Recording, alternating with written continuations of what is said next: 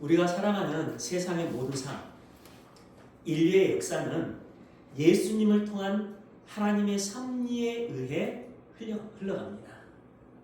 우주 만물의 창조, 서로 다른 종들이 결합해서 만들어진 또 다른 종들을 비롯한 세상의 모든 것들은 하나님의 섭리에 의해 형성되고 완성됩니다.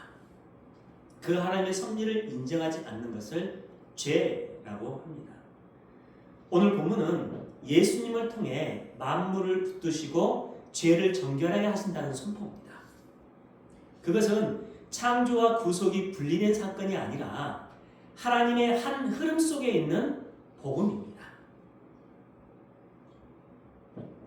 세상은 물질과 명예, 성공을 행복의 기준으로 삼지만 복음은 십자가의 길을 통해 참된 생명과 기쁨을 약속해 줍니다.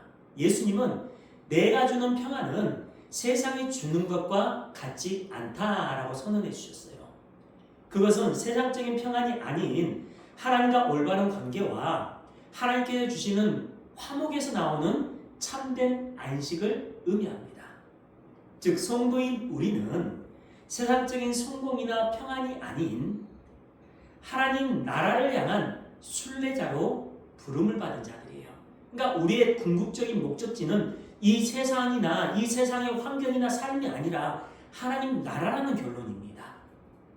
하나님은 우리의 삶을 통해 그분의 형상을 회복시켜 주시고 우리를 예수님의 장성한 분량에 이르도록 우리를 이끌어 가세요.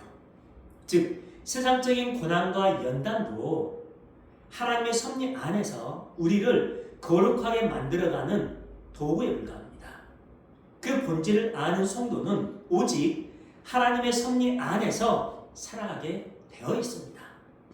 독일의 사회과학자였던 막스 베버는 근대 자본주의의 특징인 합리성과 시민정신을 결여한 낡은 자본주의를 파리아 카피탈리스무스, 천민 자본주의라고 칭했습니다.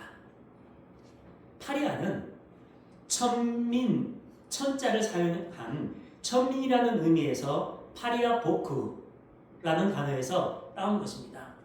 막스 베버는 자신을 천민으로 비하하면서까지 제도권에 기생해온 유대인들이 돈벌이에만 매달려서 열등감을 씻으려고 했던 것에 착안해서 그 용어를 만들어냈어요.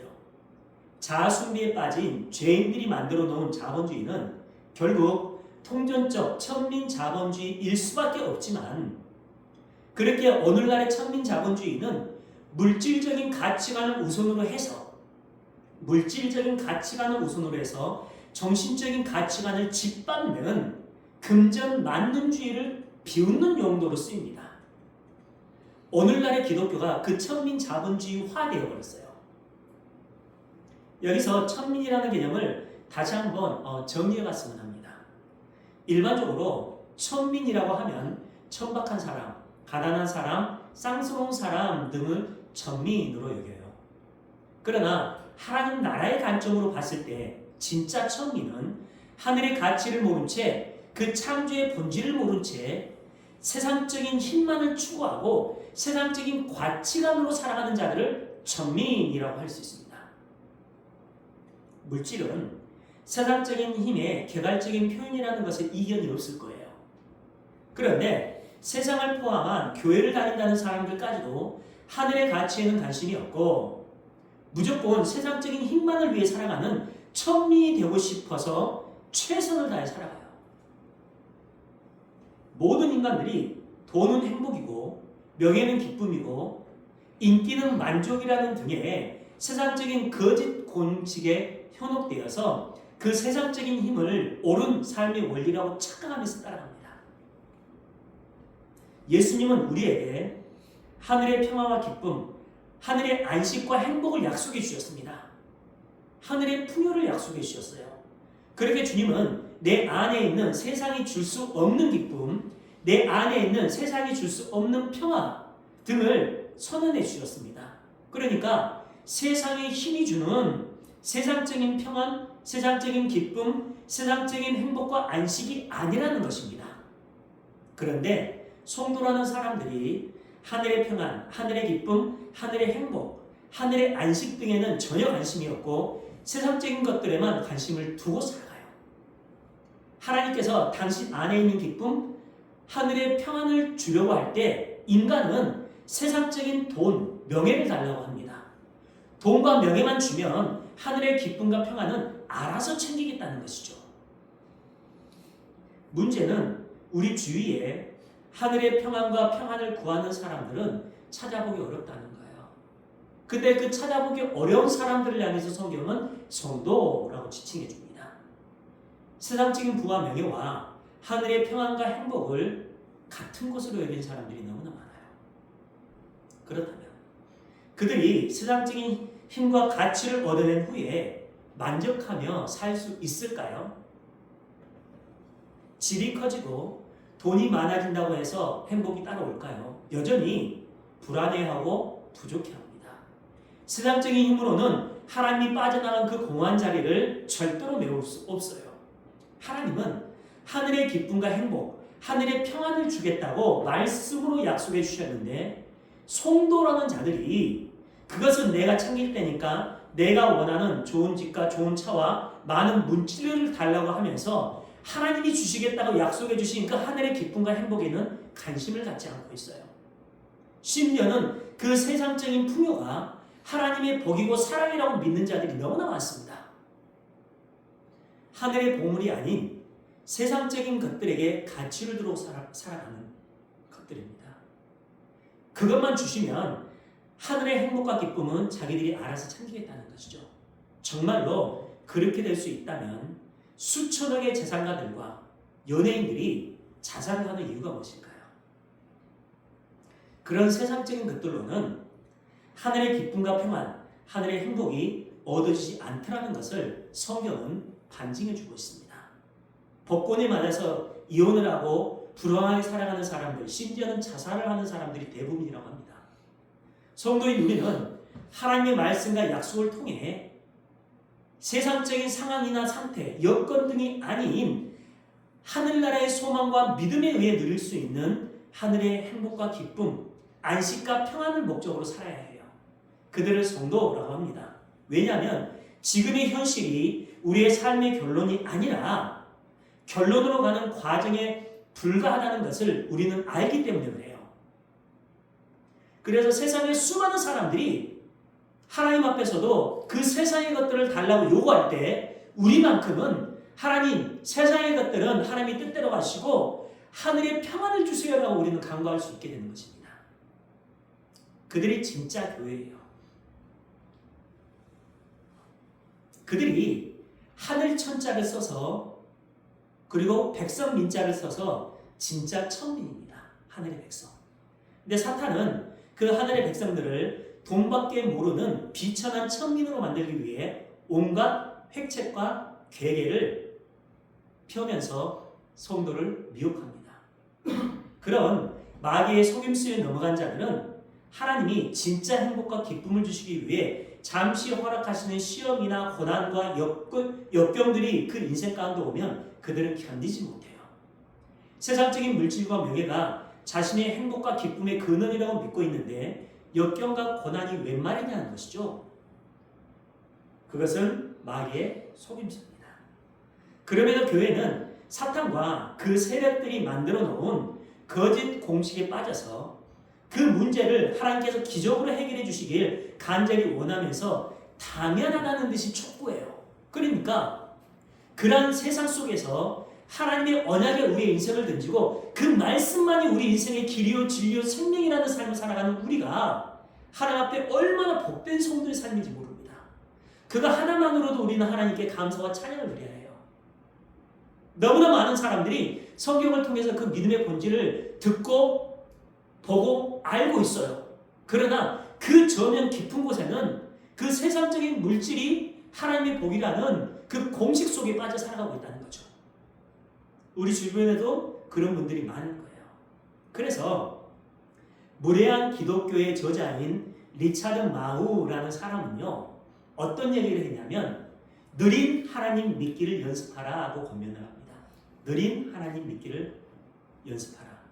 인스턴트 시대에 맞는 즉각 응답해줘야 하는 그런 하나님 말고 천천히 너희의 거룩과 하나님 나라를 완성해 주시는 그 하나님을 바라보고 누리라는 거예요.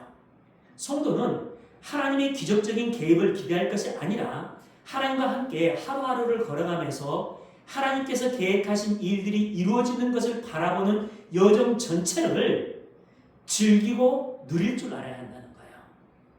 문제는 예배당 안에 있는 많은 사람들이 자신의 꿈과 자신의 비전을 이루기 위해 하나님의 비를 맞추는 수준에 있기 때문에 심지어는 설교자들이 그들의 비를 맞추는 것이 문제예요. 심지어는 설교자들이 그들에게 협박을 합니다. 자기가 원하는 걸 얻어내기 위해서. 만일 제가 여러분들께 그런 협박을 하면 여러분 하나님의 복을 받기 위해서는 헌금을 많이 하십시오. 이런 제가 협박을 한다면 여러분 예수 이름으로 내 안에 사탄아 물러가라. 이런 말씀하셔도 무방합니다. 그 순간은 제가 사탄의 도구로 쓰임받고 있기 때문에 그래요. 하나님 나라에 대한 기대와 소망이 아닌 세상에서의 풍요를 약속해야 하고 어떤 상황에서도 흔들리지 않는 용사의 신앙이 아닌 그 어려움을 해결해 줄 수 있는 비결을 제시해 줘요. 수많은 목회자들이. 그래야지 회종들이 만족을 하고 많은 봉사와 헌신과 헌금으로 활약하기 때문에 그렇습니다. 인간의 힘과 능력, 물질과 노력을 많이 투자하면 당신이 원하는 일들이 모두 이루어질 것이니까 투자하라는 것이죠. 그런 것들을 하지 말라는 것이 아니라 그 모든 것이 하나님과 올바른 관계, 하나님의 사랑과 은혜 안에서 이루어지지 않으면 모두 가짜라는 거예요. 나를 사랑해 주신 그 하나님이 너무나 감사해서 하나님, 내가 당신을 사랑하는 신앙 고백으로 내가 주님을 예배합니다. 내가 주님이 너무나 사랑스러워서 이 봉사와 헌신을 합니다. 주님을 찬양합니다. 하나님이 너무나 사랑스러워서 내게 있는 소유를 하나님께 올려드립니다. 그러면 오케이라는 겁니다. 그 이야기를 하는 거예요.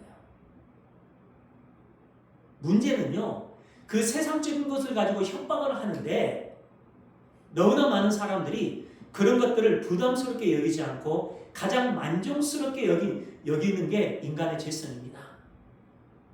생명의 본질에 올인해야 할 설교자들이 복음을 노골적인 세상적인 것들로 만들어버려요. 만모니즘과 소유 지향성의 그 세태와 성공주의와 일치시켜서 청중들의 비를 맞춘다는 것은 참 생명의 가치를 전혀 알지 못하는 형태라고 할 수 있습니다. 그러니까 여러분, 설교자들이 그런 믿음의 본질을 알지 못하고 엉뚱한 것들을 말씀을 하실 때 우리가 그러한 것들을 캐치를 하고 그러한 것들을 바로잡아 나갈 수 있기 위해서는 어떻게 해야 되죠? 하나님의 언약의 말씀을 명확하게 여러분들이 정리를 하고 계셔야 됩니다. 그 정리를 하기 위해서는 여러분들에게 반드시 임해야 할 게 성령 하나님의 내주하심이에요. 그래서 우리는 이 말씀을 중심으로 해서 한 하나님, 그 하나님의 언약을 향해 한 발 한 발 같은 방향을 바라보며 나가야 되는 거죠. 그게 교회입니다. 결론적으로 설교자는요, 다른 목적을 가지고 바알 숭배 사상과 노력하며 성공한다는 그 성공 신화적인 이데올로기로 청중의 비를 맞추면서 자신의 그 인신론적인 정직성을 포기해서는 안 됩니다. 인신론적인 부정직함이라는 것은 어떤 거냐면요, 사람들의 비를 맞추기 위해 알면서도 올바로 가르치지 않는 것을 얘기를 해요. 그래야지 교회가 커질 수 있고 사람들이 만족하니까 기꺼이 그곳으로 가게 됩니다. 중요한 것은 성도의 최종적인 목적지는 이 세상이어서는 안 됩니다. 하나님은 하나님 나라라는 목적지로 성도인 우리를 이끌어가고 계시기 때문에 그래요. 그러니까 성경을 통해서도 목회자들이 교묘하게 복음인 척 하면서 성도를 미혹하는 게 굉장히 많습니다. 거기에 율법주의적인 사상을 넣고 인본주의적인 사상을 넣고 이 알메니언주의적인 범신론적인 그런 사상까지 넣어요. 그래서 성도를 미혹하는 게 굉장히 많습니다. 그래서 예수께서 뭐라고 말씀하십니까? 근신하라 깨어라. 너의 원수 마귀가 우는 사자와 같이 두들다니며 산길자리 찾나니 너는 믿음을 굳게 하여 그들을 어떻게 하라? 대적하라. 이렇게 말씀을 하신 거죠. 그러니까 그런 것들을, 그 세상적인 것들을 바꿔주고 고쳐주는 것이 하나님의 일이 아니라 천국 백성으로 완성시켜 나가는 것이 하나님의 일하심입니다. 하나님의 이끄심은 하나님 나라로 향하고 있는 것을 향하고 있다는 것을 우리는 기억해야 해요. 우리가 믿는 창조의 하나님은 무에서 유를 창조하시는 전능하신 하나님입니다. 그 전능하사 천지를 만드신 하나님은 우리의 아버지이시기도 해요. 우리는 그렇게 하나님 우편에 앉아있는 하나님의 자녀가 되었고 가시적으로도 그렇게 완성될 것입니다. 요한계시록 21장. 그렇다면 그 아버지는 당신의 자녀들의 삶을 어떻게 바라보고 계실까요? 하나님은 창조의 능력과 동일한 능력으로 변함없이 이 세상과 역사의 모든 과정에 관여하시고 우리의 인생에 관여하고 계시고 지금도 관여하고 계십니다. 그 세상과 인생을 향한 하나님의 관여하심을 전통적으로 프라비덴스, 섭리라고 해요. 섭리. 하나님의 창조의 능력이 지금도 본질적으로 영향을 미치면서 세상을 이끌고 계시는 전체의 과정을 섭리라고 합니다.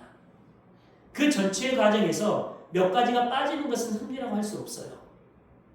즉 섭리라는 것은 하나님께서 창조하신 피조계에 대한 하나님의 지속적이고 창조적인 관계라고 할 수 있어요.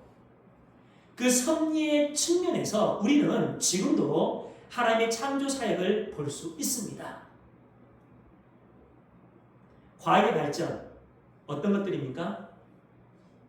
새로운 과학의 발전들이 많이 나오잖아요. 그리고 다른 종들이 서로 결합돼서 또 다른 종들이 나오는 거잖아요. 그 모든 것들을 하나님의 섭리, 하나님의 그 창조의 개념 안으로 바라보는 게 굉장히 중요해요. 문명의 진보, 그런 것들이죠. 여러 종들이 결합해서 또 다른 종들을 만들어내는 것들. 그 모든 것들은요, 하나님의 창조의 사역의 일환이기 때문에 그 모든 것들은 사람들이 만들어낸 것들이 아니라고 할 수 있어요. 지금도 새로운 것들이 계속해서 만들어지고 발전하는 것은 하나님의 창조의 사역의 일환인데 그것을 프라비덴스, 섭리라고 합니다. 하나님의 섭리.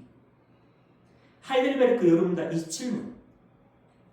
섭리란 무엇입니까? 라는 거죠. 같이 읽어볼까요? 시작. 전능하시고 편지하신 하나님의 능력이시며 하나님의 하늘과 땅과 그리고 모든 피조물을 붙드시고 나뭇잎과 풀, 비와 가뭄, 풍년과 흉년, 음식물과 마시는 것들, 건강과 질병, 부와 가난, 이러한 모든 것들이 우연히 생기는 것이 아니라 하나님 아버지의 손에 의한 것입니다. 그러한 모든 다스림이 섭리라. 아멘. 세상의 모든 것들은 하나님의 뜻대로 하나님의 섭리 아래에서 이루어져 있습니다.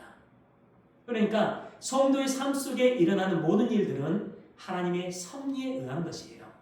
결국 우리의 모든 삶, 만남, 삶의 모든 과정, 과학의 모든 발전이 하나님의 섭리라는 결과입니다. 문제는 성도라는 사람들 중에도 이신론을 믿는 이슬람 교도들처럼 창조는 믿는데 섭리를 믿지 않는 자들이 너무나 많아요. 그렇게 창조는 믿고 섭리를 믿지 않는 자들을 실천적 무신론자라고 합니다. 그것은 하나님을 믿는 게 아니에요. 하나님은 성경을 통해 우리에게 끊임없이 너는 내 아들이고 내가 내 아버지다 라고 말씀해 줍니다. 우리에게도 마찬가지예요. 너는 내 아들이고 나는 내 아버지다 라고 얘기를 해주세요. 창세기에서부터 계시록까지 계속해서 그 말씀을 해주고 계십니다. 갓 태어난 아기에게 아버지가 나는 내 아빠라고 하는 그 아버지의 마음에는 단순히 자신의 신분을 밝히거나 자신이 그 아이의 아버지라는 정보를 제공해주기 위한 것이 아니라 나는 너의 아버지이기 때문에 앞으로 너의 모든 삶을 지켜줄 거야 라는 아버지의 의지가 함께 들어있어요. 마찬가지로 하나님이 내가 너의 아버지라고 말씀하시는 것은 우리를 향해서 내가 너의 인생을 지켜주고 책임져 주시겠다는 결연한 의지가 들어있는 것입니다. 그 아버지의 지켜주심의 현실이 우리의 인생으로 드러납니다. 인류의 역사 속에서. 그러니까 우리의 삶을 보시면 우리의 삶을 보면서 비가 나거나 쪽을 표출하는 것은요, 우리의 아버지를 아버지로 인정하지 않는 것이고 무능력한 분으로 여기는 거예요. 믿음 아닙니다. 하나님은 우리의 인생에서 굉장한 것을 이루어가고 계시는데 그것을 보지 못하는 자들을 실천적 무신론자라고 해요. 그 섭리 교리에 대한 또 하나의 큰 오해는 헤겔의 사상에서 나타나는 범신론입니다. 그것은 이식론과는 조금 달리 섭리를 받아들이는 것 같지만 성경이 말하는 대로 그 섭리를 이해하지 못하고 섭리의 가정이 하나님의 존재에까지 영향을 미치는 것으로 잘못 이해하는 거예요. 그것을 페넨티즘, 만유재신론이라고 또한 해요. 만유재신론. 만유재신론은 이렇습니다. PPT 넘겨주세요. 이게 제가 지금 세 가지를 정리해 놓은 거예요. 존재하는 모든 것은 신 안에 있으며 신은 그 세계보다 크고 위대하다는 학설이에요. 신의 만유로부터의 초월성을 주장한다는 점에서 범신론과 유신론을 종합하고 있습니다. 범신론은 자신과 신이 동일해서 일체의 자연을 곧 신이고 신이 자연이라고 생각하는 종교가 아니에요. 그 만유재신론은 하버드의 철학자였던 화이트 헤드로 대표되는 과정신학과 몰트만과 융엔의 새로운 십자가의 신학, 새로운 십자가의 신학을 이들이 냈어요. 그리고 큐피트 등의 비실제론적인 신학, 칼마르트 많이 들어봤죠? 그 신학 등에 편만하게 퍼져 있는 아주 무서운 이론입니다. 기독교 신학과 범신론은 물과 기름이에요. 절대로 섞여서는 안 되고 섞일 수도 없습니다. 문제는 시대를 호령했던 유명한 신학자들이 이런 잘못된 신앙관을 만들어내고 잘못된 신앙관을 주장하면서 살았어요. 그들은 창조와 섭리 사이의 구별을 모호하게 했고 인류 역사의 과정도 하나님 자신이 성숙되어가는 과정으로 이해했습니다. 그게 가능합니까? 인류의 역사의 흐름의 과정이 하나님의 성숙되어가는 과정이래요. 잘못된 거죠. 그것은 하나님의 전지전능하심을 부정하는 불경한 주장입니다. 하나님은 지금도 성숙해가고 있는 불완전한 존재라는 것이죠. 그러니까 하나님은 계획도 없고 목적도 없이 성숙되어 가면서 우주와 함께 공동으로 완성되어 가고 있는 존재라는 의미예요. 그러니까 인간의 행위에 따라서 하나님의 그 계획하심, 하나님의 일하심도 바뀐다는 이상한 논리가 나오게 되는 거죠.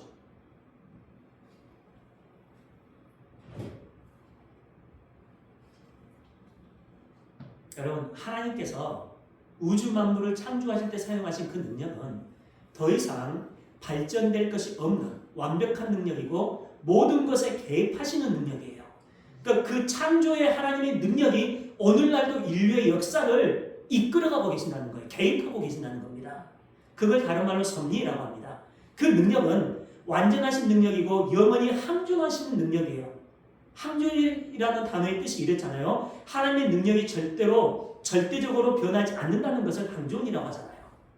그 본유적인 그 항존적인 창조의 하나님의 전능이 우리의 삶을 이끌어가고 계십니다. 그것을 프라비덴스, 섭리라고 해요. 그 섭리의 내용을 구체적인 세목으로 나누어 보면 유지, 보전, 통치로 나눌 수가 있어요. 유지, 보전, 통치. 하나님은 인류의 역사, 우리의 인생을 유지하시고 보존하시고 통치하시기 위해 섭리를 사용하시는 겁니다. 그것을 성경이 한 단어로 붙드심이라고 해요. 오늘 본문을 다시 한번 보겠습니다. 2에서 3절. 이 모든 날 마지막에는 아들을 통하여 우리에게 말씀하셨으니 이 아들을 만유의 상속자로 세우시고 또 그로 말미암아 모든 세계를 지으셨느니라. 아들로 말미암아 모든 세계를 지었다고 하죠. 창조를 얘기하고 있어요. 3절. 이는 하나님의 영광의 광채시요 그 본체의 형상이시라. 그의 능력의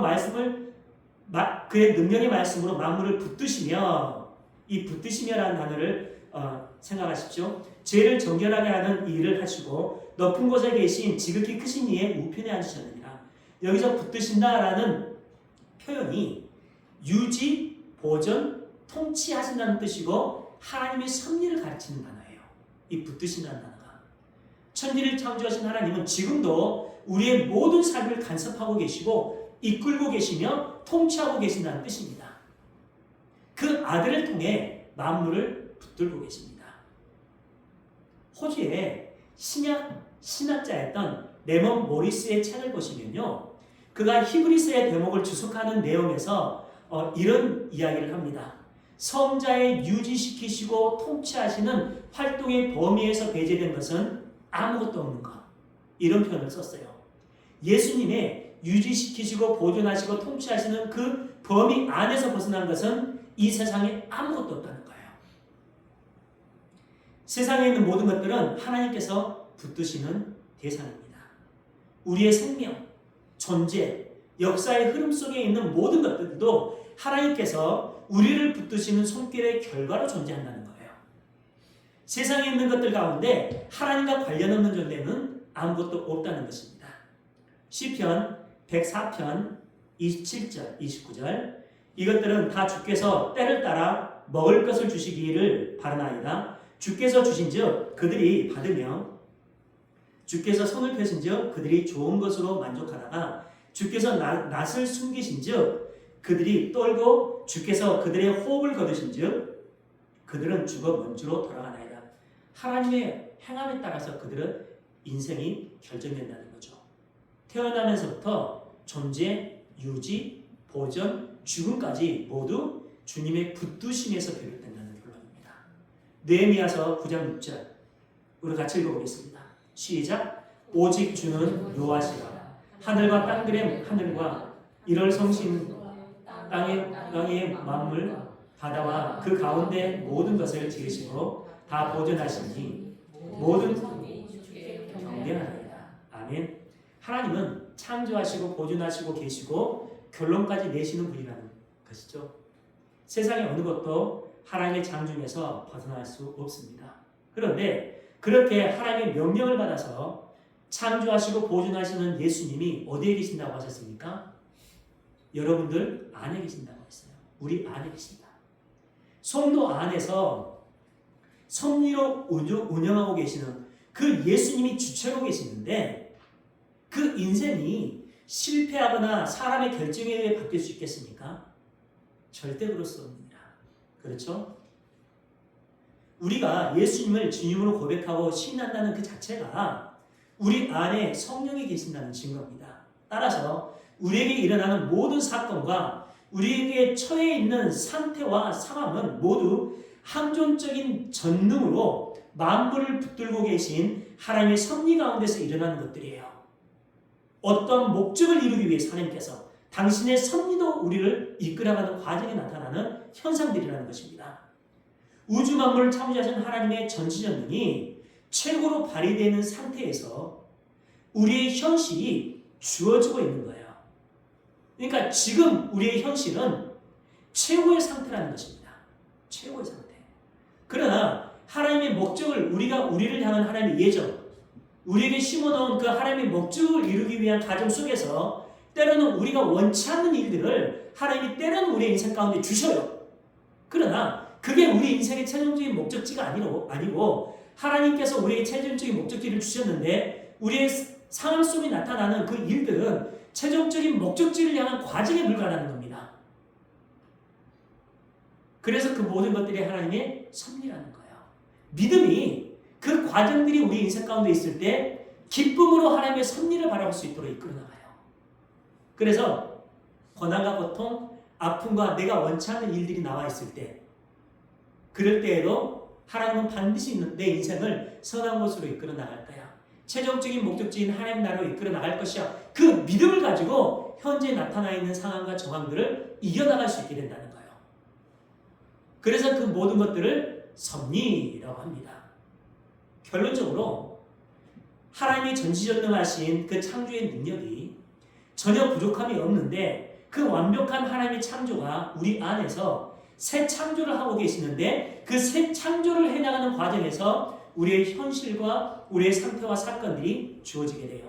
그 섭리를 인정하는 자들을 성도라고 합니다. 그것이 전능하사 천지를 창조하신 하나님 아버지를 내가 믿사오며 라는 신앙고백 안에 들어있어요. 그것이 그 하나님의 섭리, 그 하나님의 섭리, 하나님의 운영하시는 그 성도의 삶의 본질로 살아가는 우리 모두의 삶이길 주님의 이름으로 축원합니다. 우리 시간 함께 기도했으면 좋겠어요.